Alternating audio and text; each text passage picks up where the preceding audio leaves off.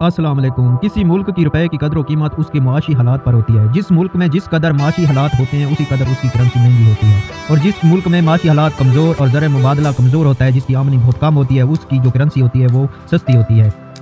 तो दुनिया में मुख्तलिफ ममालिक हैं और तकरीबन 200 के लगभग है। हम आपको 160 मुल्क की करेंसी दिखाएंगे कि 160 मुल्क की करेंसी किस तरह कदर कीमत रखती है।